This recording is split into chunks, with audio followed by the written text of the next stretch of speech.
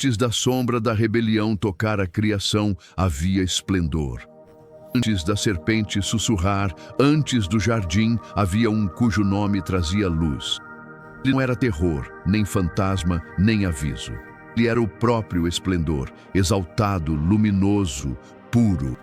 O lugar era ao lado do trono, onde harmonias ecoavam pelos alicerces da existência. Por um tempo, nenhum ser superava sua glória, mas até a perfeição tem um fio frágil, às vezes rompido não pelo fogo, mas por um pensamento.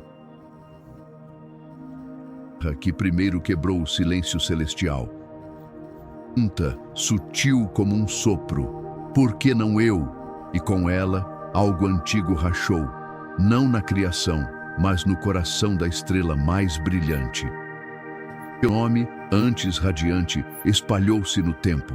Serpente numa história, dragão noutra, sussurro em profecias. A ferida era real, e seu alcance se estendia muito além do céu. Não é só a história de um anjo caído, mas de orgulho, rebelião e quando a luz se recusou a se curvar. Lúcifer não nasceu da rebelião, nem surgiu do caos. E foi moldado na luz. Nas lendas antigas, era a estrela da manhã, o arauto mais brilhante dos céus, de beleza e majestade únicas. O portador da luz inspirava admiração, não medo. Escreviam em poesia, radiante como as pedras do Éden, safira, ônix, topázio e ouro. O corpo resplandecia de glória. Sua presença era fogo sem calor, luz sem sombra. Não tremiam, curvavam-se em reverência. Não por ameaças, mas por inspiração. Não só mensageiro ou soldado, ele era mais. Uns criam que sua voz trazia a música da criação, cada nota mantendo o equilíbrio do cosmos. O lugar era próximo ao trono, guardião de mistérios sagrados, líder de coros celestiais, respeitado, admirado, belo. E parecia perfeito. A beleza mais brilhante projeta as sombras mais longas, e nessa perfeição, uma semente silenciosa começou a brotar, levando ao ponto inevitável o pensamento que mudaria tudo. A queda não começou com gritos, nem com espadas erguidas em fúria, em chamas, em violência. Começou em silêncio, tão sutil que nenhum anjo notou, nem mesmo ele. Lúcifer era visto como nobre, digno, confiável, guardião da ordem, reflexo da harmonia divina. Sua presença iluminava os céus. Sua voz parecia mover as estrelas. Mais afiada que qualquer lâmina. Sua postura inspirava confiança inabalável. Ninguém imaginava que por trás de tal perfeição algo pudesse se torcer. Pensamentos são sementes, e uma única pergunta pode mudar o destino. E não exigia poder. Só perguntou por que ainda não o tinha. Porque só um deveria reinar. Porque a eternidade gira em torno de uma só vontade. Aquele lugar me fosse meu. Não era ódio, a violência, a dúvida, um sussurro interno que virou ambição. E ainda cantava, e ainda servia. Mas nele, o centro mudou. E quando o coração vira trono, nenhuma música fica pura. Foi o início de algo maior, a faísca que logo incendiaria o céu, a guerra celestial. Mas sua maior arma não era força, era influência. E não ergueu espada para ganhar seguidores. Estava sua presença, carisma, voz ecoando como sinfonia viva. Não pregou ódio, mas visão. Um novo céu, liberdade não dada, mas tomada como direito. Poucos, 1/3 dos anjos aderiu, não por medo, mas por crer em suas palavras. Repentina, criou-se em silêncio, como vento entre pilares de fogo. Então o silêncio quebrou. Só tremeu quando Miguel surgiu, não com discursos, mas espada em punho. Lúcifer, antes luz, virou sombra cortante, estrela torcida em dragão. O conflito que se seguiu não foi limpo, nem glorioso. Foi dor e divisão. Irmãos contra irmãos. O céu tremeu não pela fraqueza de Deus, mas pela traição de quem tinha tudo, exceto submissão. Quando o orgulho se recusa a se curvar, ele destrói. A guerra acabou, mas com consequências. A queda era inevitável e das cinzas o adversário se ergueria. Nunca antes o céu havia testemunhado um exílio. Não havia precedente para banimento, dor ou ruptura. Ao fim da guerra, o anjo mais brilhante caiu como um raio rasgando o céu. Dizem que seus gritos ecoaram pelo vazio. Outros, que suas asas queimaram até virar cinzas. Não caiu só. Com ele desceu 1/3 do exército celestial, agora sombras do que foram. Era harmonia, tornou-se ruína. O nome Lúcifer já não podia conter sua essência. Ele já não era a estrela da manhã, mas o adversário, Satanás, o acusador. Os seguidores viraram demônios, não das trevas, mas da luz corrompida. Uns monstruosos, outros belos, todos marcados pela amargura da queda. Não sumiram, permaneceram, aprendendo a distorcer, seduzir e enganar. O céu lhes foi fechado, mas a terra ficou aberta, vulnerável. Em trono no alto, voltou-se para um jardim onde a inocência respirava. Expulso do céu, mas astuto, o adversário mirou a nova criação, a humanidade. Éden era pureza viva, sem medo ou dor. Cada sopro ecoava a harmonia divina. Adão e Eva andavam nus, em comunhão com o Criador. Neste paraíso, Satanás entrou em silêncio. Não surgiu como monstro, mas como serpente, astúcia, beleza e disfarce. Seu poder não era força, mas sugestão. Um sussurro foi suficiente. Deus realmente disse? E nasceu a dúvida. Com ela, o desejo. O fruto proibido era mais que saber, era quebrar a confiança. Ao comer, Adão e Eva perderam a inocência, romperam o laço divino, o Éden se fechou e a humanidade caiu num mundo de dor e escolha. Não foi vitória pela espada, mas pela mente.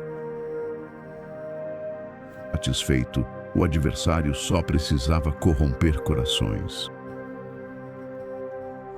O jardim caíra e o mundo seria seu campo.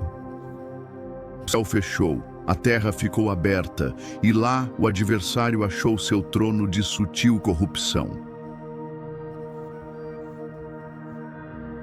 Não tomou cidades à força, só plantou sementes, orgulho, inveja, violência. Cada geração, as marcas da queda cresciam. O sangue de Caim, torres de desafio, impérios de vaidade. Não era um rei visível, mas sua sombra tocava tudo. A Bíblia o chama de Deus deste mundo, não por direito, mas por influência. Ele não negou a divindade, mas a imitou. Usava máscaras de reis, ídolos e falsos deuses, sempre oferecendo alternativas à verdade. Sua maior arma não era a destruição, mas a distorção. Transformou obediência em dúvida, fé em negócio, liberdade em rebelião. O livro de Jó surge não como monstro, mas acusador, desafiando corações e intenções. Seu reino foi estabelecido, invisível mas devastador, sustentado por ideias, não espadas. Esse domínio encontrou seu maior confronto, não com homens, mas com Cristo. Nenhuma rivalidade é mais profunda que esta. Cristo e Lúcifer.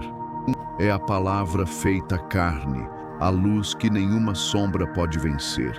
O outro é luz voltada para dentro, despedaçada pelo orgulho. Não são iguais em poder, mas opostos na história. Obediência contra rebelião, humildade contra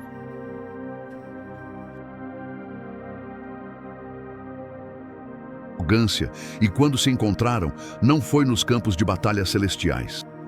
Foi no deserto, em silêncio. Os 40 dias de jejum, Satanás tentou sutilmente pão, glória sem cruz, reino sem dor. Mas Cristo não cedeu.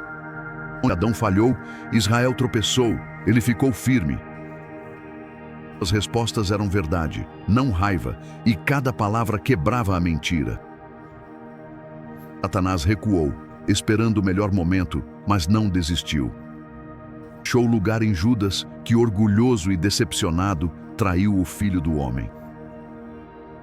Cruz creu ter vencido, mas foi sua maior derrota. A morte não reteve o Redentor. Tornou-se a porta para a ressurreição. Lúcifer quis reinar sem dor. Cristo reinou pela dor, e essa diferença marcou o início do fim no Apocalipse. Cada passo do adversário apontava para um fim inevitável. Por séculos, ele andou entre nações, torcendo verdades e semeando orgulho, mas seu destino já estava traçado. O Apocalipse não deixa dúvidas. A derrota é total. Após eras de influência, viria um tempo em que seria solto por um breve momento, não para a redenção, mas como teste final para a humanidade. Quando surgisse, não haveria disfarce. A era das máscaras terminaria. O enganador mostraria sua face real. Reuniria nações, reis e multidões, todos seduzidos pela velha ilusão, que Deus poderia ser desafiado. Mas não haveria batalha gloriosa, nem conflito equilibrado. Antes que espadas se erguessem, fogo cairia do céu, pondo fim à mentira de uma vez por todas. O dragão seria acorrentado, sua voz calada, sua influência apagada. Não mais príncipe, nem acusador, nem senhor de nada, apenas um prisioneiro aguardando a sentença final. Que começou com orgulho no céu, agora rumava ao seu destino final, o lago de fogo. Não havia honra em seu fim, apenas justiça. O lago de fogo não era um reino, mas uma cela. Lá, o antigo portador da luz não reinaria sobre demônios. Ele não governaria os condenados. Não haveria trono, apenas exílio eterno. O castigo não era glória invertida, mas apagamento total, separação final da presença divina que o iluminava. O acusador que sussurrou dúvidas por eras tornou-se silêncio, esquecido até pelo eco de sua rebelião. Embora inspirasse medo e arruinasse almas, seu fim não foi grandioso, mas vergonhoso. Ele, que almejava ser Deus, ficou sem nada, sem coroa, sem voz, só condenação. Seu caminho virou um lembrete amargo de que todo orgulho colhe ruína. O adversário, outrora estrela da manhã, permanece não como soberano, mas como aviso. Esse aviso vem o fim da história, a lição eterna que ainda ecoa hoje. A história de Lúcifer não terminou com sua queda. Deixou marcas na fé, teologia e no entendimento do mal. Virou símbolo do orgulho contra o Criador, lembrando que até a luz pura pode corromper-se. Por séculos, teve várias faces: serpente no Éden, dragão expulso, acusador celestial. Cada forma ecoa a verdade. Até os mais brilhantes podem cair. Não era só uma figura, mas um legado de rebelião, reflexo do desafio à criação. Lúcifer deixou de ser apenas um nome, tornou-se um aviso. Sua história fala não só de um anjo, mas de nós.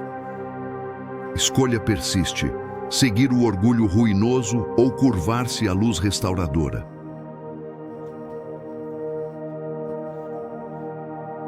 Enfim, seu caminho não é só passado nem futuro distante. Um aviso vivo para cada alma que ainda sussurra: por que não eu?